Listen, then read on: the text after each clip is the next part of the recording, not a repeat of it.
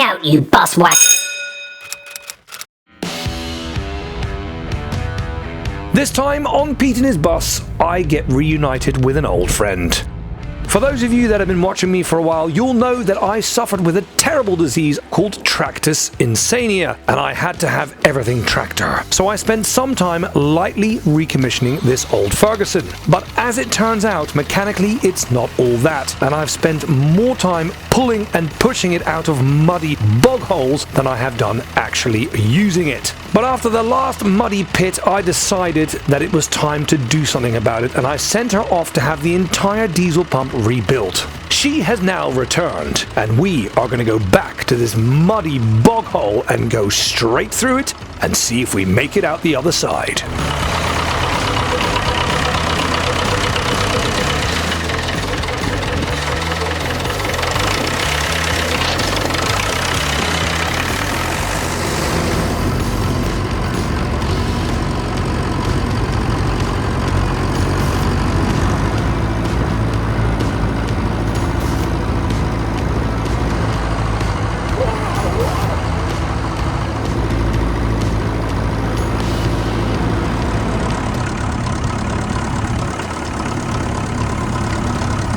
Oh, it's muddy! Can we get through the mud?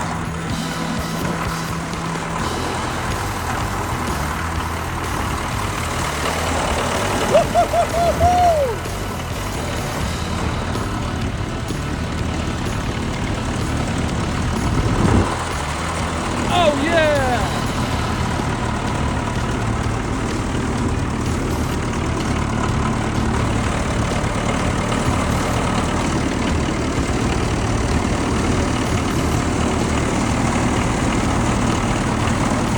I love tractors! Woo-woo!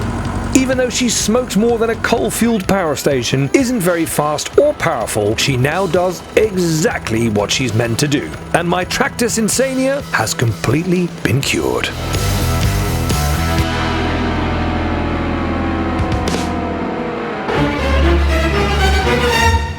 Well over a year ago, I had a bit of a mishap with a tree and RML 2355, and I destroyed a window. To get the bus rolling again to the next event, I simply stole the same window off of 2730. And then my hunt began for a new piece of glass. As you can imagine, this is the piece that gets broken every time, and they're not all that common.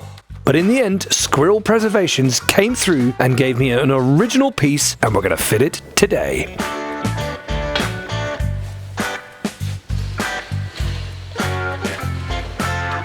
No smoking in these seats. But yeah, perfectly acceptable to smoke anywhere else in the bus. Welcome to the 1980s, people. I'm going to use a blade to remove these old stickers, but this comes with a warning. Only use one that is really sharp and be very gentle with where you aim it, because you will scratch your glass if you get it wrong.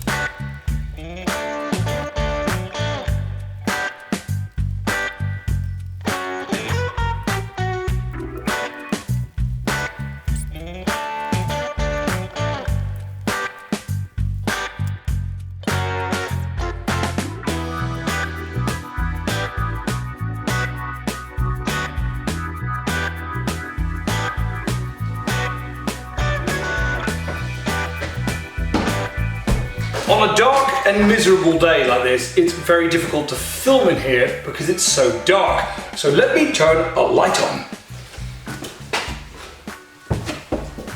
But how have I just done that without powering the bus? Well, I can show you. So what is it you're looking at? Well, this is the Jackery 2000 V2 solar generator.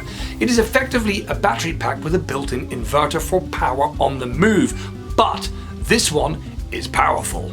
With 2042 watt hours of capacity and with a 2200 watt strong output, it can basically power 99% of all your devices and charge them all up at the same time. But it also has two 3-pin domestic socket outputs, so you can effectively power an entire caravan or camper. It was rated by Frost & Sullivan as the world's lightest and smallest 2 kilowatt per hour solar generator, and this is really important in the real world.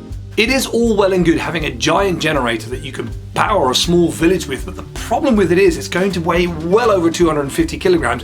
You won't be able to move it, and unlike this, you wouldn't be able to just chuck it in the back of your car. So to see how good the Jackery actually is, I recently plugged in my entire bus bar and it ran it in the cold for a very impressive 6.5 hours. So do I personally recommend one of these Jackery 2000 V2 power packs? 100% yes. I could have recharged the pack to about 80% in less than an hour and then of course go again. On top of that, the Jackery comes with a really cool app for your smartphone so you can check its status from a distance rather than walking up to it constantly. And my favorite, you can buy solar panels that plug straight into the side, so when you're doing a busy event in the summer, they will literally prolong your power output and or charge it up when it's not being used. So guys, if you are interested in a Jackery power pack, make sure you check out the link in the description. I've also added a special discount code for you guys to get some money off, and actually let me know how you get on. This pack is going to be powering the Pete and his Bus hub stroke office in RML 2730 from here on out. Now let's get back to putting glass in my bus. So to get the rubber seal to really nicely line up at the top, you've got to really tug at it and make sure that the corners are all lovely and tight. Obviously you don't want a hole up here because it's going to get water coming straight in. And once it's on there like this, stick it in position, stick the rubber seal behind the lip, and you are good to go. Now these windows are very, very cleverly designed. The lip is on the outside so you can put them in the pan and you'll never have the problem of them falling out. Yet they are really easy to take out and install.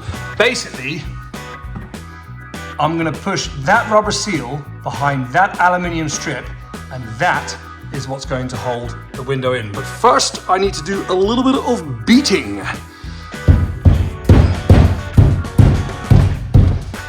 Gently, gently. Slowly get her in position. That's looking good. This seal is definitely quite new, so it's still quite big. They shrink over time, so it's going to be a bit of a job to get it in, but now we get an implement of some description, probably a screwdriver or maybe a plastic prodder of some description, and we're going to stick her in there.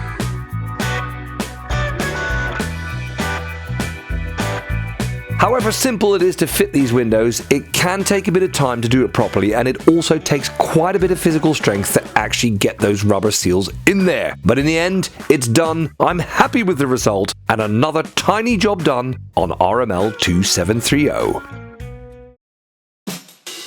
For those of you that have been following me for a while, you'll know exactly what the mint green bus is behind me. But for those of you that haven't and or are new to the channel, this is RML 2757, aka the Nyetimber bus. Sometime last year, I scored the contract to fully operate, maintain and house RML 2757, aka the Nyetimber bus. Now, we've done a load of work to her already to get her completely up to standard, but there are still a few small bits to do, and I need to get a move on because her first official commitment whilst under my care is coming up pretty soon. She's going to the Cheltenham Festival, and I've got to load her in about a month before the actual festival starts because it's probably one of the biggest objects there. They're going to build around it. But all that means is that I'm running out of time and we still have a few little jobs to do, so let's crack on with that now. So the first problem we have is the catch on this rear door is broken, and that is quite dangerous when I'm driving along. So the pin has fallen out of this little catch, which means I can't get it to close into that.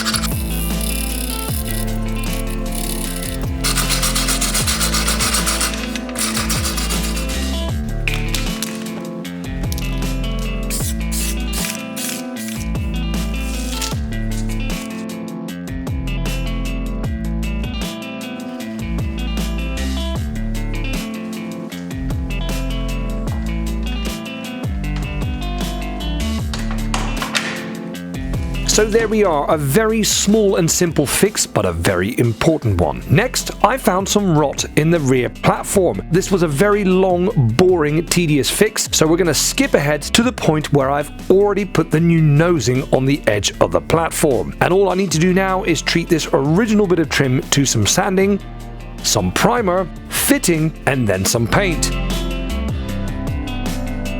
And a big shout out goes to Aldridge and Trillwood, a local paint shop that helped me match the color. They did an amazing job.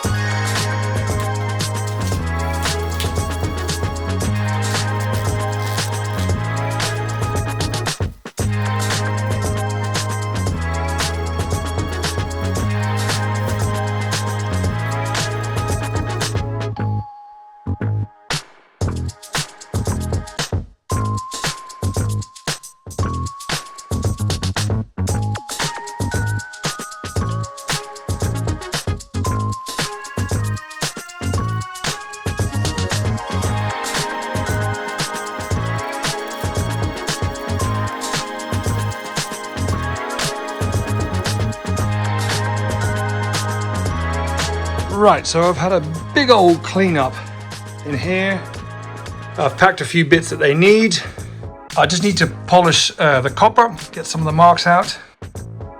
Upstairs is all packed up and she is ready for action.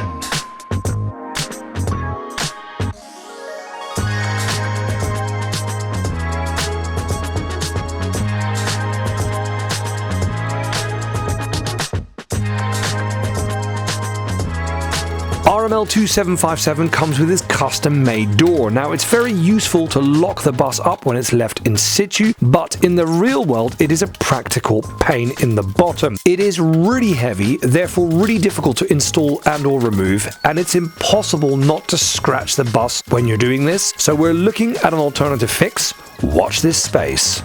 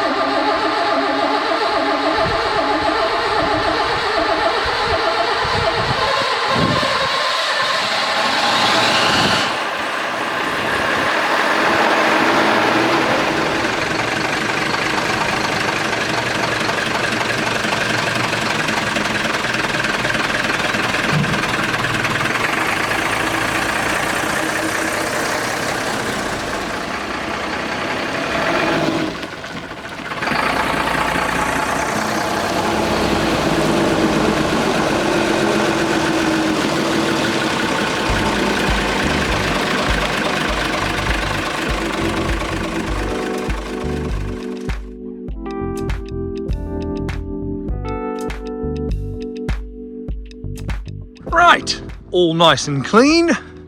I guess we better hit the road.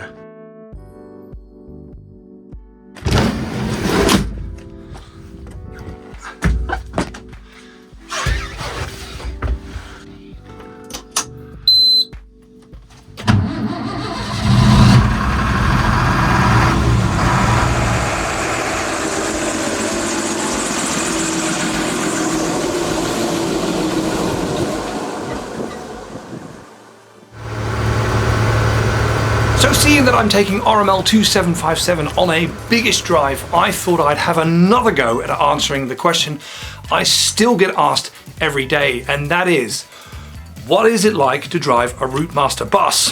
First of all, it is really, really great. You've got this big noisy machine and you've got very simple controls and you feel that you're in control of this big powerful beast. All that is great. But it is great for about 20 minutes. And then there are significant issues which you think, well, I could really do without that.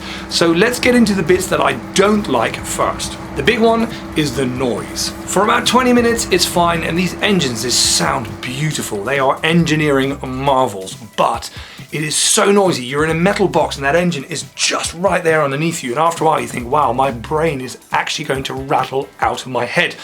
So whenever you see me driving them on the public roads, I will always be wearing earplugs, not just for a safety point of view, but it just does your head in.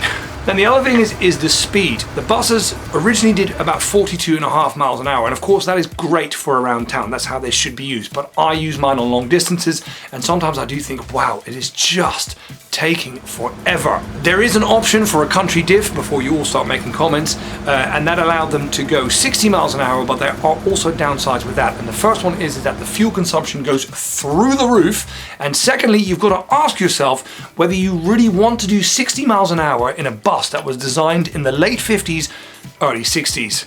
And I don't think that's the case. The other thing is the comfort. The seat is generally okay, even though with my height back in the day I would not have actually been allowed to drive a Routemaster bus. They had really strict rules on height limit, even though I've been driving one for over 10 years, no problems at all. So, but the seat's fairly comfortable, but the cab itself gives you great visibility, but there is sort of gaps between glass and body, and there'll be like cold air flying into your neck, and the doors don't fit that well. It's just generally quite a crazy, noisy, uncomfortable place to be. So you'll always see me on the road wrapped up, because you can get very, very cold in them. The biggest thing of all of this, apart from the noise, is the fact that they are so tall. Thing you want to avoid at all costs is to hit something like a tree branch or a traffic sign or a low bridge. So that's the other thing which can get quite tedious after a while. You can't relax. Now, the things that I do like. The controls. When the Routemaster Bus was designed, one of the premises was to make them easier to use for all people, and this they managed really, really well. They're so easy to drive. The accelerator pedal, although a little bit tough, it's easy, progressive, depending which engine you have and what bus you're in. Brakes are also fine if they're set up properly, and they all have power steering. A lot of people don't realize this. The power steering does vary hugely between each bus. They're all very different. And lastly, the gear change, also very easy. There is no clutch pedal, so you can't get that wrong. It is a sort of semi-automatic stroke pre-select gearbox, and you take the small lever, you stick it in the gear you want, and it'll just give you that, and you go. But the biggest thing that is so fun about these buses is the fact that every single one of them is completely different to drive. Take my first bus, 2355, and the bus I'm driving today, 2757. They are built within 2 years of each other in the same place. They're both RMLs, and they both have the retrofitted Cummins, but they are completely and utterly different to drive. And that's due to loads of little factors, the way everything's been set up and adjusted. For instance, 2757 has a few modern bits added. It's got a fuel gauge, it's got an engine temperature sensor. It's also been turned up a bit, so it actually does 55 miles an hour, but in return, it's very slow off the line, whereas 2355 is much easier and more progressive off the line, but of course it only does sort of 45 miles an hour. And it's all these subtle little differences that makes them these great individual machines that they are. But my favorite thing of all is the reaction I get from everybody, not just some people, everybody. Wherever you go, whatever you're doing, people are always happy to see you. They're waving at you, they give you right of way, they all stop and look and smile, and it's that reaction which I get reminded of every time I drive one. It's that reaction that makes me fall in love with these things over and over again. And it's also really cool that I can take an object that is now the bones of 70 years old and operate it in the modern world and earn a living. So there we are, guys. I hope that answers the question that I still get asked every day, being Pete and his bus. But in the meantime, RML 2757 made it without any hiccups to the Cheltenham Festival location, and we'll catch up with her next month. There we go, that's all we've got time for this time on Pete and his bus. The thank yous go out to Jackery. They sponsored this episode. Guys, that battery pack is amazing. Incidentally, we actually had a power cut at our house this week. We were trying to eat dinner and it was all pitch black, so I plugged it in, turned all the lights back on, and we had dinner. So the thing has already been justified. The other thank yous go out to Aldridge and Trillwood. They helped me match the paint for the Nyetimber bus. That was quite a job. They did really great. Big thank you to Diesel Dave, who fixed the tractor. And of course, a thank you to all the Nyetimber lot for letting me operate their beautiful vehicle on their behalf. Now, incidentally, this week we also hit 40,000 subscribers. I know it's not much in the grand scheme of things, but not in my wildest dreams did I ever think that 40,000 of you would be subscribed to a channel of some bus wagon, an angry scooter, a tractor, and a few other old cars. So I just want to say a massive thank you for your support, and here's to the next 40. Guys, hopefully see you next time on Pete and his bus.